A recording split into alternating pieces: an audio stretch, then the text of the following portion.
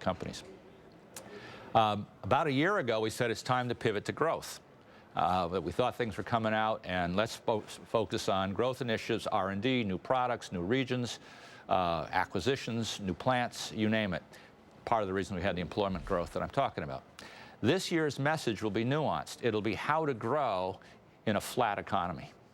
We still want our companies focused on growth, but it's not just going to have a tide that lifts all ships. You really have to pick your spots. And that has a domino effect on things like tech spending, because these businesses are symbolic of, many of the other businesses in the same industry. So whether it's tech spending or whether it's insurance or healthcare, I mean, it does have a domino effect when you give that message to the troops to basically, think inward.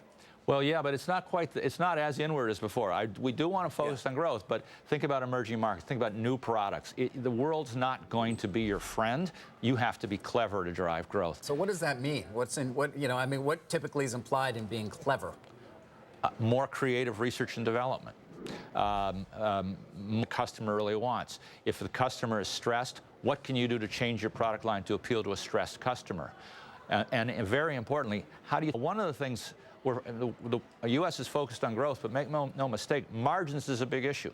So the bigger issue for our companies right now is that revenue growth is small but steady, but the cost pressures are significant. We've had a lot of commodity price increases, which is squeezing margins. So much cost has been taken out in corporate America over these last few years, as we've seen a relatively flat top line and yet an expanding bottom line. Are we sort of done, do you think, in some ways with that?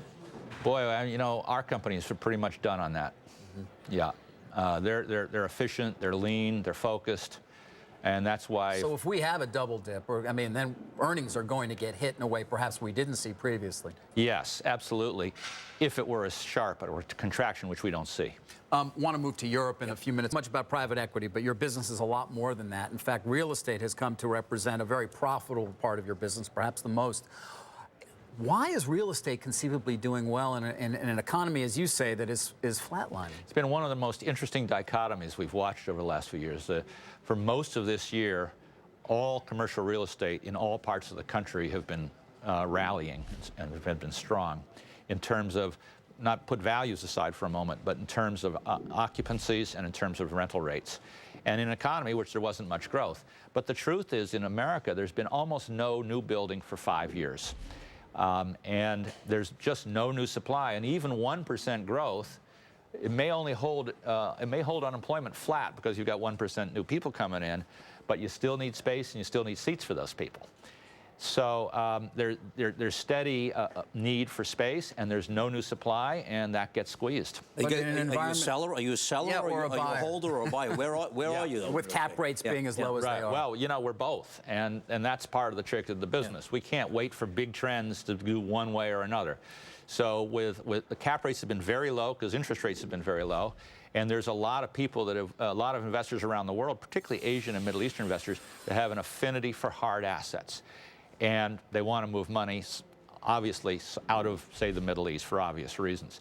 And coming to America and buying a AAA building in a quality market, that's viewed by them as it may not be the greatest return, but it's safe. And if they wait long enough, they'll always get their return. So we've been sellers into that market. Stabilized buildings, great markets. Where we've been buyers, aggressive buyers, is there's still an awful lot of real estate out there which is distressed or owned, but good real estate owned by distressed sellers that are over-levered. They can't roll that debt, and with this market, they'll be able to roll it even less. European banks are going to be huge sellers of real estate, not just in Europe, but in America and all over the world. And there are very few pools of capital like us that can buy it. So we've been very aggressive buyers at half the price that it was a few years ago, and at 20 to 40% discounts over hard physical replacement costs. With commodity costs going up, that's only going up too. Absolutely. All right, we're going to have a lot more with